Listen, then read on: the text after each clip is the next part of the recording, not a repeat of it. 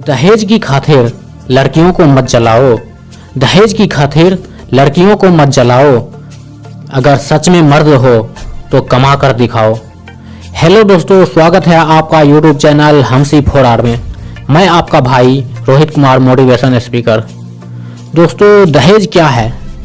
दहेज एक प्रकार की प्रथा है जिसे हम आज भी अपने पूर्वजों की परंपरा को एक धरोहर की तरह, एक तिजोरी की तरह संभाल कर रखे हैं और दहेज प्रथा को इतने अच्छे तरीके से, इतनी प्यार से आगे बढ़ा रहे हैं कि यह कहना बिल्कुल गलत नहीं होगा कि आने वाले 50 सालों में या फिर 100-200 सालों तक इसको शायद खत्म नहीं किया जा सकता है।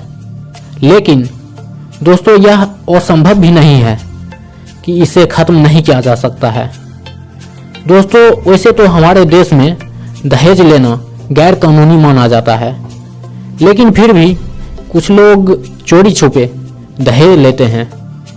दोस्तों, दहेज लेना और दहेज देना यह कभी खत्म नहीं होगा, लेकिन जब तक हम दहेज लेना और दहेज देना बंद नहीं करेंगे तब तक यह खत्म नहीं होगा।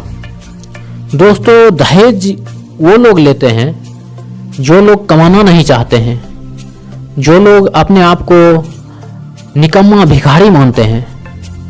दोस्तों, आप लोगों को आज मैं एक कहानी सुनाता हूँ। यह गारंटी लेता हूँ कि यह कहानी सुनकर आप लोगों को अंदर, आप लोगों के मन में कहीं ना कहीं कुछ ना कुछ आप लोगों के मन में यह एहसास जरूर होगा कि दहेज लेना और देना कितना गलत है। और दोस्तों, यह कहानी अगर आप लोगों को अच्छा लगे तो इस वीडियो को लाइक, सब्सक्राइब और शेयर जरूर कर दे, ताकि हमको भी मोटिवेशन मिले और आप लोगों के लिए इसी प्रकार की कहानी, इसी प्रकार की मोटिवेशन कहानी लेकर आता रहूं। दोस्तों, कहानी कुछ इस प्रकार का है। एक 12 साल का लड़का अपने पापा से जाकर कहता है, पापा, दीदी के होने वाले सास और ससुर कल आ रहे हैं। अभी जीजा जी ने फ़ोन पर बताया था। दोस्तों, राहुल की बड़ी बहन की सगाई एक अच्छे घर में तय हुई। दीनदयाल जी पहले से ही उदास बैठे थे। धीरे से बोले, हाँ बेटा, उनका कल ही फ़ोन आया था और वो लोग बोल रहे थे 1-2 दिनों में दहेज की बात करने के लिए आ रहे हैं। वो लोग बोल रहे थे कि दहेज के बारे में कुछ ज़रूरी बात करनी है। बेटा, बड़ी मुश्किल से यह एक अच्छा लड़का मिला है। अगर उसकी मांगे को पूरी नहीं कर पाया तो। दोस्तों, इतना कहते ही दीनदयाल जी के आंखें भर गया और उनके आंखों में आंसू आ गए और घर के प्रत्येक सदस्य के चेहरे पर चिंता की लकीरें साफ साफ दिखाई दे रहा था। घर में सभी परेशान थे, सभी उदास थे, यहाँ तक कि लड़की भी उदास बैठी थी। खैर, किसी तरह से रात गुजरी, सुबह हुआ।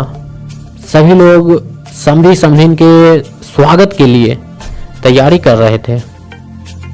दोस्तों, दिन के करीब 10 बज चुके थे। तभी भागता भागता उधर से राहुल आया और अपने पापा से बोला, पापा, वो लोग आ गए।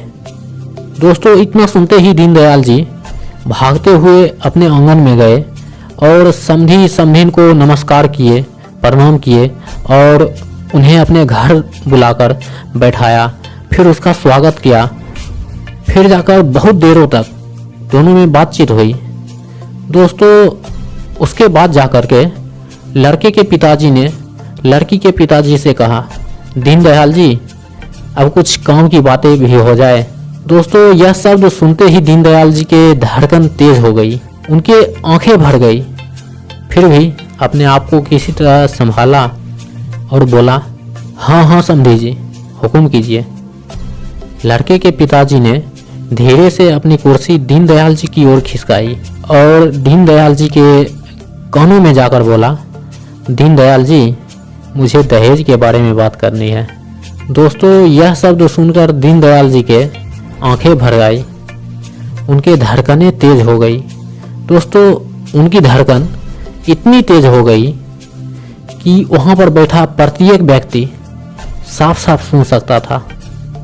दोस्तों, दीनदयाल जी मन ही मन यह सोच रहे थे कि हे भगवान, मुझे अभी इस धरती पर से अपने पास बुला लो ताकि मुझे यह दिन देखना ना पड़े।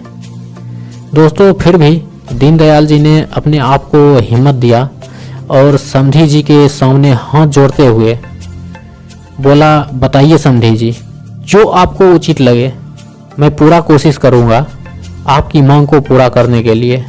दोस्तों, तब जाकर लड़के के पिताजी ने धीरे से दीनदयाल जी के हाथ को अपने हाथों में दबाया और बस इतनी सी बात कहा कि दोस्तों, दीनदयाल जी के होश उड़ गए और वहाँ पर घर के जितने भी सदस्य थे सभी के होश उड़ गए और कुछ देर के लिए घर में सन्नाटा छा गया।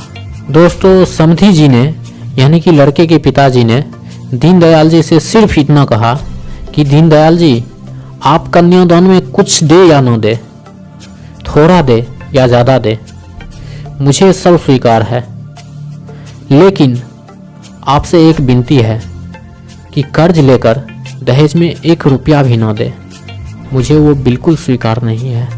क्योंकि जो बेटी अपने बाप को कर्ज में डुबा दे वैसी बहू मुझे नहीं चाहिए, वैसी लक्ष्मी मुझे नहीं चाहिए। मुझे तो बिना कर्ज वाली बहू चाहिए, मुझे तो बिना कर्ज वाली लक्ष्मी चाहिए, जो मेरे यहाँ आकर मेरी संपत्ति को दोगुनी कर दे। दोस्तों, यह बात सुनकर दीनदयाल जी हैरान हो गए। कुछ देर के लिए वहाँ पर सन्नाटा सा छा गया। फिर जाकर समधी जी से गले मिले और बोले, समधी जी, बिल्कुल वैसा ही होगा जैसा आप चाहते हैं।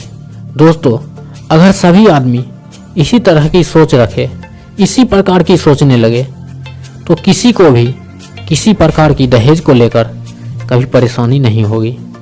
दोस्तों, मैं आप लोगों से विनती करता हूँ कि कर्ज वाली लक्ष्मी ना कोई विदा करे, ना ही कोई स्वीकार करे। दोस्तों, अगर आप लोगों को यह वीडियो अच्छा लगा हो तो वीडियो को लाइक सब्सक्राइब करें या ना करें, लेकिन दोस्तों यह वीडियो को शेयर ज़रूर करें ताकि यह वीडियो के ज़रिए इस समाज को सही राह पर लाया जा सके। दोस्तों, इस वीडियो के ज़रिए हमने बताया कि समाज में दहेज लेना और दहेज देना कितना ख़राब चीज़ है। क्योंकि दोस्तों, दहेज प्रथा एक ऐसा परंपरा है जिसे हमारे पूर्वजों ने हमारे ऊपर एक ऐसा चीज़ सौंप के गया है जो दोस्तों हम लोगों को कम से कम अब इस दहेज प्रथा को ख़त्म करना चाहिए। क्योंकि दोस्तों, यह समाज के लिए बिल्कुल सही नहीं है और दोस्तों, जो हमारे समाज के लिए सही नहीं है उसे हमारे समाज में नहीं रहना चाहिए। धन्यवाद दोस्तों। जय हिंद, जय भारत।